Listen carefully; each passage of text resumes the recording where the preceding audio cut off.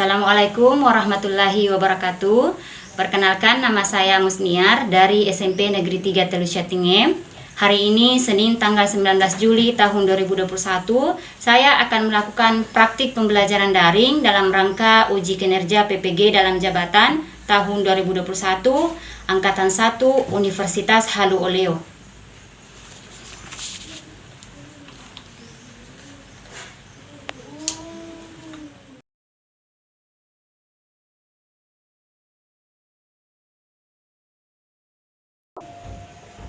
Assalamualaikum warahmatullahi wabarakatuh. Waalaikumsalam warahmatullahi wabarakatuh. Apa kabar anak-anak? Alhamdulillah. Alhamdulillah. Hari ini kita masih diberikan kesehatan untuk bertemu kembali dalam pembelajaran bahasa Indonesia. Jangan lupa tetap memperhatikan kesehatan, menjaga kesehatan dengan memperhatikan 3M, menjaga jarak, memakai masker, dan mencuci tangan. Tetap patuhi protokol kesehatan ya. Alhamdulillah sudah hadir semua. Saya meminta kesediaannya Nabila untuk membaca doa sebelum kita memulai pembelajaran kita hari ini. Silakan Nabila. Bismillahirrahmanirrahim. Rabbi zidni ilman warzuqni fahman. Ya, alhamdulillah. Amin. Ya, itulah tadi pembacaan doa dari Nabila. Terima kasih Nabila sudah memimpin doa. Nah, pembelajaran kita yang lalu, ya, siapa yang masih ingat? Siapa yang masih ingat? Ayo, 1, 2, 3, siapa yang bisa? Ya, silakan Fatimah Zahra. Materi pada pembelajaran yang lalu adalah testian, slogan, dan poster. Ya, bagus sekali ya. Materi pekan lalu itu adalah mengenai teks iklan, slogan, dan poster. Pada pembelajaran hari ini, kita akan mempelajari materi baru, yaitu teks eksposisi. Apa kira-kira tujuan kita mempelajari teks eksposisi? Jadi, ketika kita mempelajari sesuatu, kita harus tahu dulu apa manfaatnya untuk saya setelah saya mempelajari materi ini. Jadi, setelah mempelajari materi mengenai teks eksposisi, yang pertama yaitu manfaatnya tentu adalah menambah pengetahuan kalian. Yang kedua adalah menambah pemahaman kalian mengenai jenis-jenis teks dalam pembelajaran bahasa Indonesia. Yang tentu pada pertemuan sebelumnya, baik di kelas 7 maupun di kelas 8, belum pernah kita mempelajari tentang teks eksposisi. Yang ketiga adalah untuk menambah pengetahuan mengenai cara penulisan karya ilmiah. Ya, ini sangat membantu sekali ketika kita memahami mengenai teks eksposisi. Saya share layar dulu. Ada link absen, Soho Form, kemudian ada link LKPD yang saya sudah share juga, kemudian ada link bahan ajar ya. Semua ini saya sudah bagikan di WA grup kelas kita ya. Kemudian di sini juga ada kelompok belajar kita. Kelompok yang pertama adalah kelompok melati yang dengan jumlah anggota ada 6 orang, yaitu Hervika, 2 Karnila Sari, kemudian yang ketiga adalah Astri Febrianti, 4 Fadil, 5 Aldi Alfiansyah, dan 6 Muhammad Arfiansyah. Kemudian yang kelompok 2 adalah kelompok Mawar, yaitu Andi Ulmi, Nurdiana, Chelsea, Amelia Putri, Nur Safilia Indah Leticia, dan Amel. Kelompok yang ketiga adalah kelompok Anggrek. Anggotanya adalah 1 Sri Ulfa Wahyuni, 2 Nur Farhana, 3 Reskiatul Adawiyah, 4 Elma Regina, 5 Tiara, 6 Nur Wakia. Kemudian kelompok 4 itu adalah kelompok Asoka, 1 Tasya Mahadewi, 2 Nur Fadila, 3 Karmila Sari Cinta, 4 Vika Ramadhani, 6 April Amelia, 5 April Amelia, 6 Yulianti. Dan kelompok yang terakhir adalah kelompok Lili. Nah, kita masuk pada teks yang akan kita pelajari pada hari ini, yaitu teks eksposisi. Kompetensi dasarnya adalah 3.5, mengidentifikasi informasi teks eksposisi berupa artikel ilmiah populer yang didengar dan dibaca. Tujuan pembelajaran kita hari ini ada 2, yaitu yang pertama menjelaskan pengertian teks eksposisi, Yang kedua adalah menganalisis unsur-unsur teks eksposisi, gagasan, dan fakta-fakta. Kalian tentu sudah pernah membaca bahan ajar ya, yang saya kirimkan linknya melalui grup WA. Kemudian buku paket kalian juga sudah pasti dibaca. Pertanyaan Ibu adalah, apakah ada yang belum kalian pahami mengenai pengertian dan unsur-unsur teks eksposisi dari bahan ajar yang sudah kalian baca? Silakan tanyakan, nanti kita akan pecahkan secara bersama di dalam pembelajaran kita. Ya, Sri Fawahyuni, silakan, apakah ada yang mau ditanyakan? Silakan. Apa perbedaan teks eksposisi dengan teks lainnya? Ya, bagus sekali pertanyaannya. Apa perbedaan teks eksposisi dengan teks lainnya? Misalnya teks eksposisi dengan teks berita ya. Ya, pertanyaan yang bagus. Ya, silakan, Nur Farhana. Apakah setiap teks eksposisi harus memiliki gagasan dan fakta? Ya, bagus sekali Nur Farhana pertanyaannya.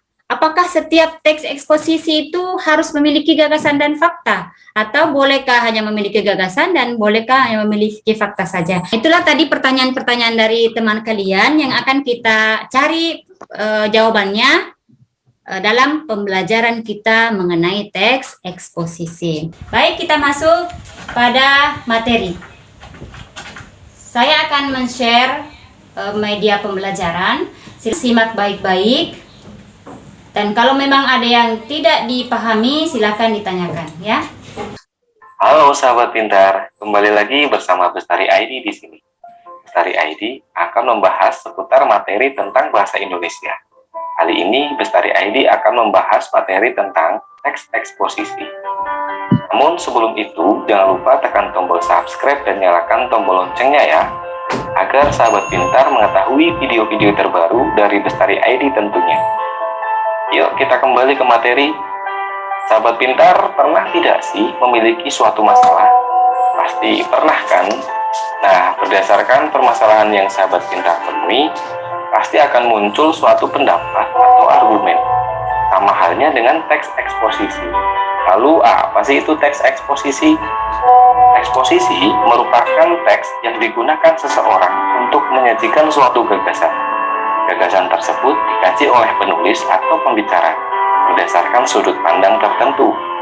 Untuk menguatkan gagasan-gagasan yang disampaikan penulis atau pembicara, harus menyertakan alasan-alasan yang logis. Berdasarkan definisi teks eksposisi, maka muncul ciri-ciri teks eksposisi. Apa saja sih ciri-cirinya? Yang pertama, menjelaskan informasi atau pengetahuan tentang suatu hal.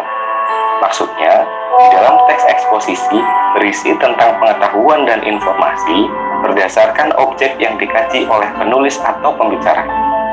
Yang kedua, informasi yang bersifat mengajak.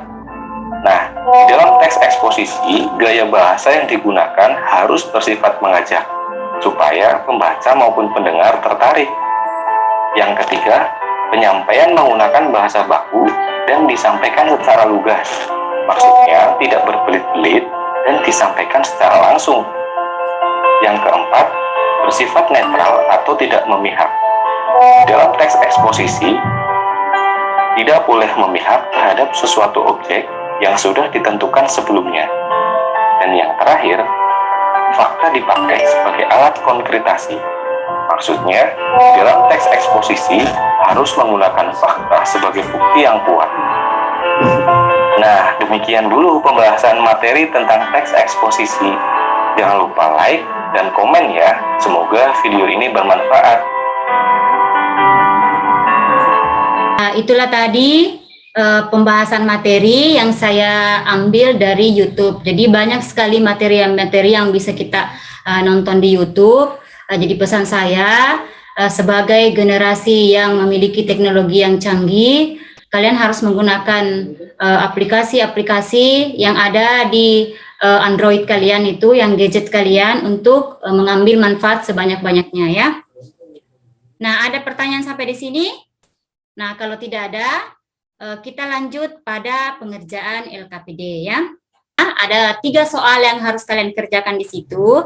Silakan dibagi. Jadi kerjasama antar kelompok itu, anggota kelompok harus ada, ya, jangan hanya satu orang saja yang mengerjakan.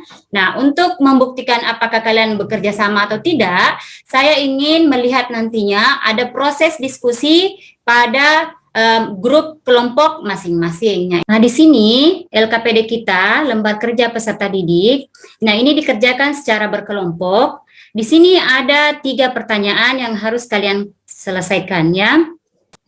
Yang pertama adalah menjelaskan pengertian teks eksposisi, ya, diisi dengan penjelasan sedetail mungkin, selengkap mungkin. Kemudian yang kedua, pertanyaan kedua adalah menjelaskan unsur-unsur teks eksposisi. Nah, tentunya ini ada di materi yang sudah saya bagikan maupun tadi slide PPT atau media pembelajaran yang sudah kita simak.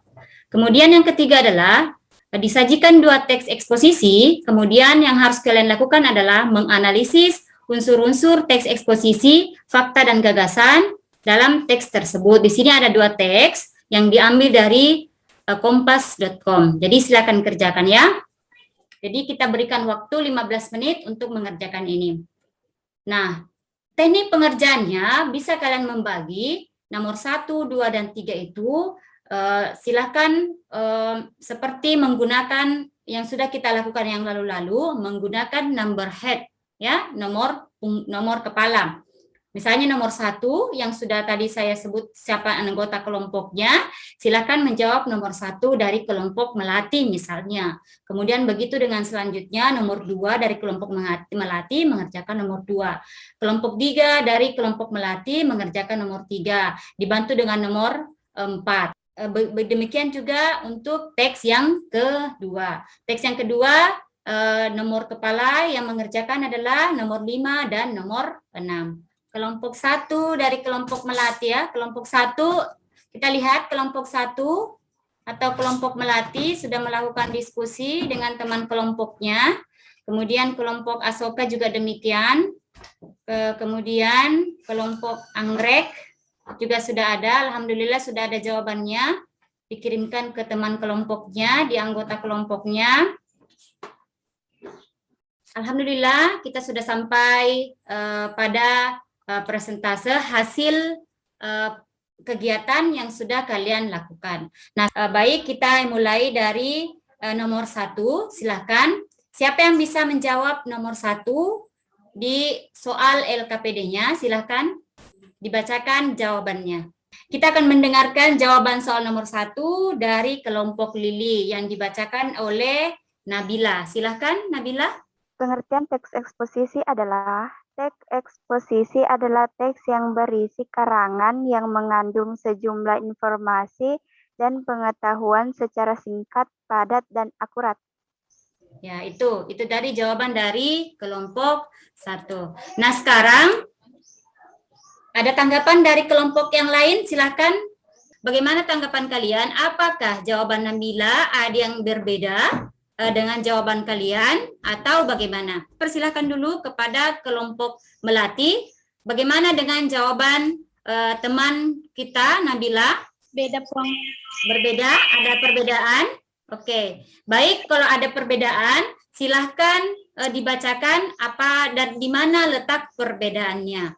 Amel, bisa membacakan hasilnya? Ya, Pong. Ya, silakan. Pengertian teks eksposisi.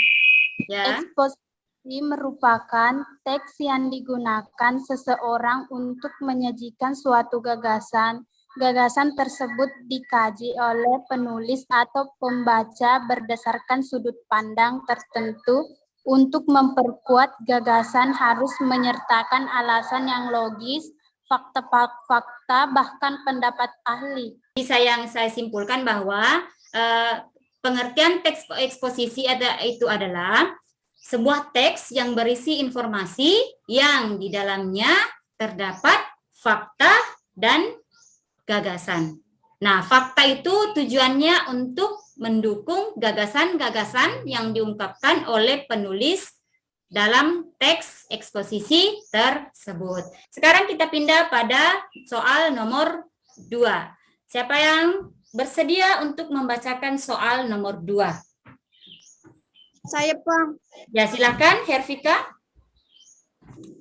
Jelaskan unsur-unsur teks eksposisi. Ya, silahkan. Dua unsur utama dalam teks eksposisi adalah gagasan atau fakta. Gagasan disebut juga sebagai ide atau pendapat. Isinya merupakan pernyataan yang dapat berbentuk komentar, penilaian, saran, dorongan, dan bujukan kepada pembaca mengenai subjek tertentu. Bagus sekali ya. Jawaban dari Hervika, terima kasih. Itu tadi jawaban dari Hervika. Nah, bagaimana dengan kelompok yang lain? Apakah ada perbedaan atau sama dengan jawaban saudari kita Hervika? Baik, kita lanjut pada soal nomor 3. Ya, teks 1. Silakan dibacakan dulu. Yang mana merupakan fakta dan yang mana merupakan gagasan. Gagasan teks 1. Dapatkan informasi, inspirasi, dan insik di email kamu. Fakta teks 1. Mulai Januari 2021, izin pembelajaran tatap muka diserahkan jajaran pemerintah daerah dan orang tua. Bagaimana menurut kelompok yang lain? Apakah sama atau bagaimana? Kita akan membahas soal nomor 3. Di sini ada teks 1 dan teks 2.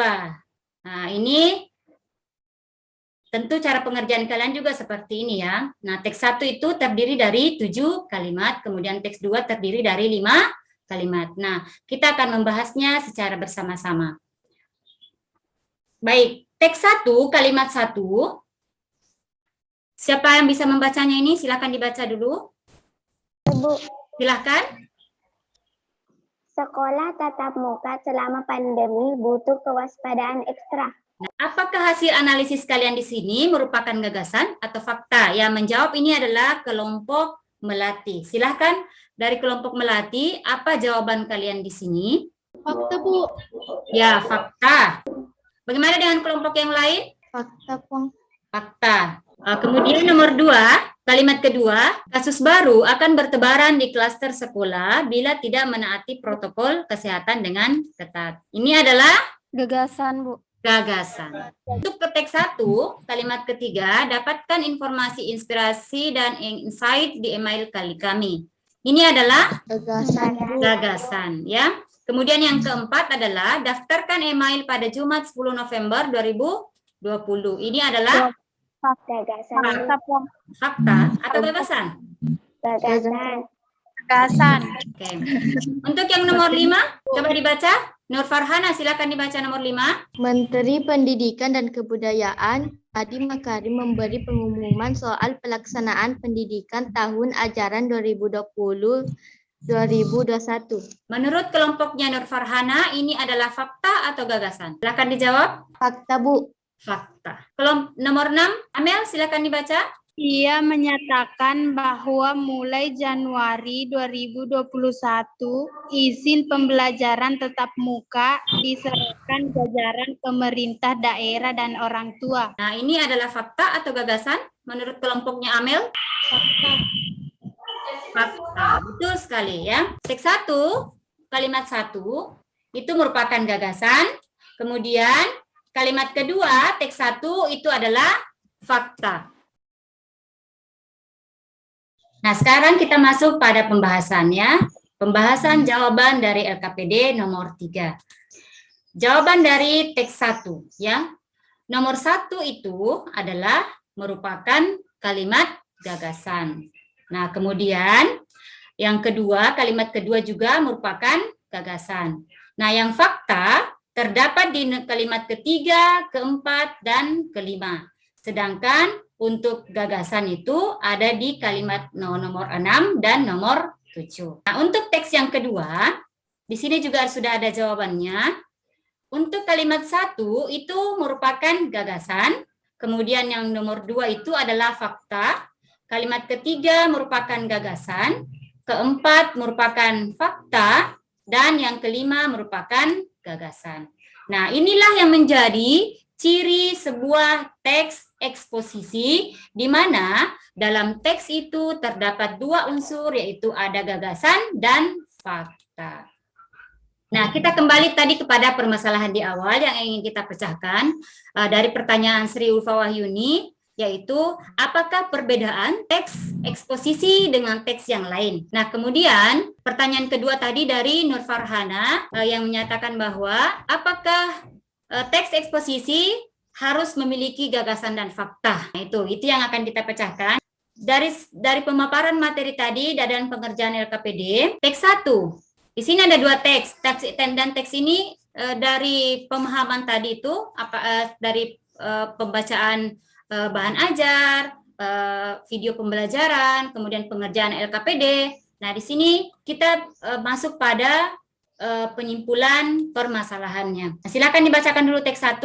Saya persilahkan kepada Nur Farhana untuk membacakan teks 1. Silakan. Pemberian bantuan masker, hand sanitizer, atau alat pelindung untuk melawan COVID-19 seharusnya tepat sasaran. Satuan Tugas dan Badan Nasional Penanggulangan Bencana atau BNPB dapat menyusun skala prioritas pemberian bantuan. Saat Rizky Sihab menggelar pesta pernikahan anaknya, BNPB memberi bantuan 20.000 masker medis dan non-medis. Pemberian bantuan tersebut menjadi perbincangan publik. Banyak instansi, lembaga, atau kelompok yang lebih membutuhkan sumbangan masker, seperti sekolah, rumah sakit, dapur umum, atau pusat-pusat pelayanan publik lainnya. Kejadian macam ini seharusnya menjadi catatan untuk BNPB, mana pihak yang harus diprioritaskan dan mana saja yang harus diberi sanksi tegas. Ya, terima kasih untuk Nur Farhana. Alhamdulillah. Nah, sekarang kita pindah pada teks yang kedua. Nah, silakan siapa yang bisa membantu Ibu untuk membacakan teks 2.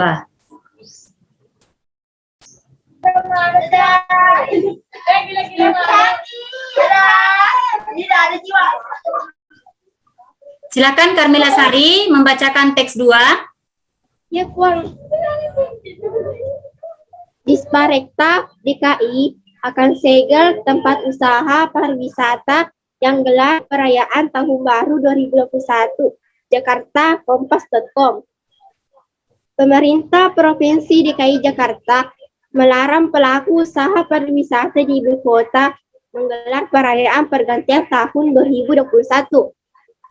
Hal tersebut tertuang dalam surat edaran Disparekta KI Jakarta nomor 400 SE 2020 tentang tertib operasional usaha pariwisata pada pergantian malam tahun baru 2020-2021. Sesuai dengan PSBB, masa transisi di Provinsi DKI Jakarta, Kepala Bidang Industri Pariwisata, Dinas Pariwisata dan Ekonomi Kreatif Disparekta DKI Jakarta, Bambang Ismadi mengatakan, tempat usaha yang nekat menyelenggarakan acara pada malam pergantian tahun akan disegel. Sanksi bila terbukti melanggar, maka tempat usaha bisa disegel. Ucap Bambang kepada Kompas.com Kamis tanggal 10 Desember 2020. Ya, kembali kepada permasalahan yang pertama tadi antara teks 1 dan teks 2 mengenai perbedaan. Nah, teks 1 ini apakah merupakan teks eksposisi? Menurut kelompok Lili, apakah teks 1 itu merupakan teks eksposisi? Dilihat dari unsur-unsurnya, memiliki gagasan kah atau memiliki fakta? Apakah ini teks 1 termasuk ke dalam teks eksposisi? Nah, jelas nak, saya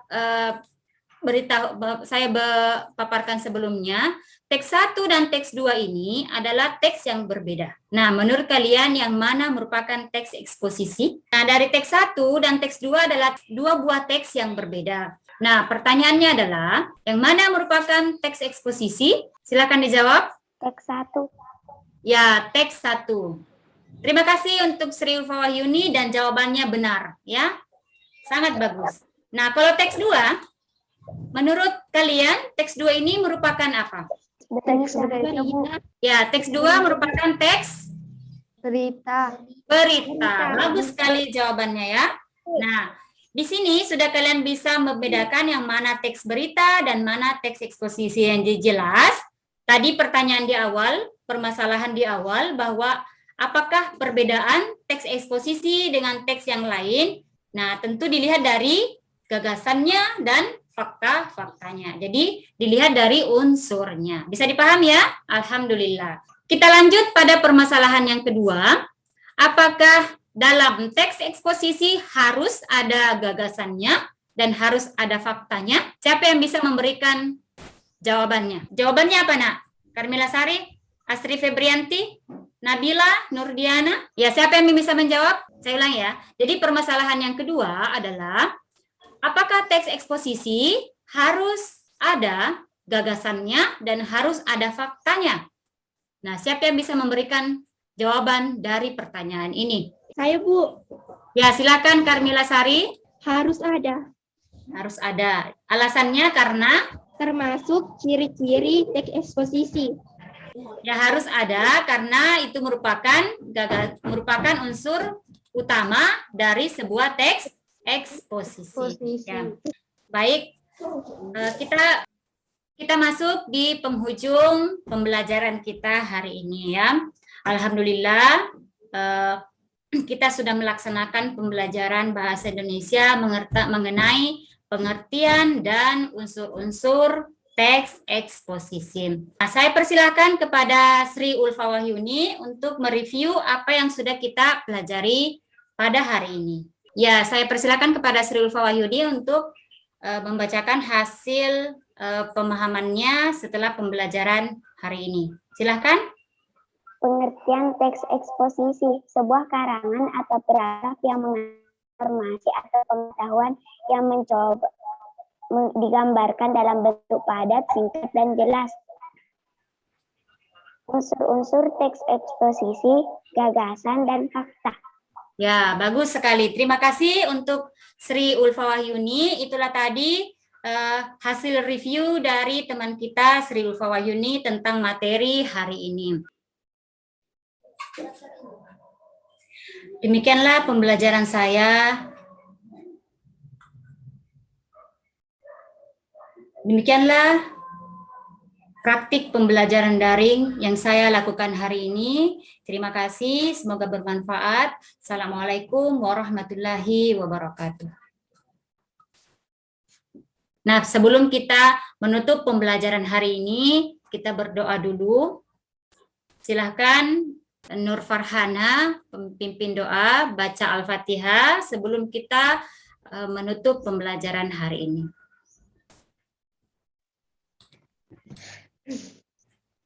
Bismillahirrahmanirrahim. Alhamdulillahirabbil alamin.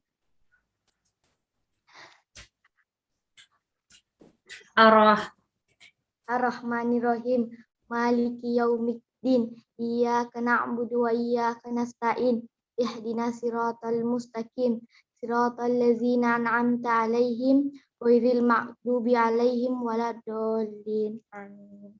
Amin. Ya, terima kasih kepada Nur Farhana telah membaca surah Al-Fatihah.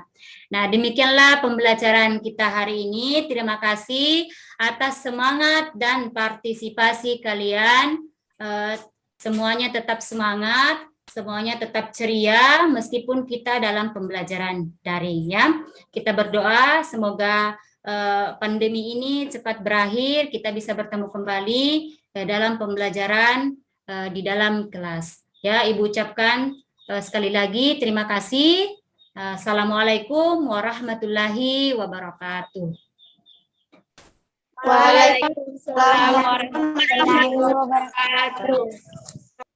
Demikianlah praktik pembelajaran daring yang saya lakukan hari ini. Terima kasih, semoga bermanfaat. Assalamualaikum warahmatullahi wabarakatuh.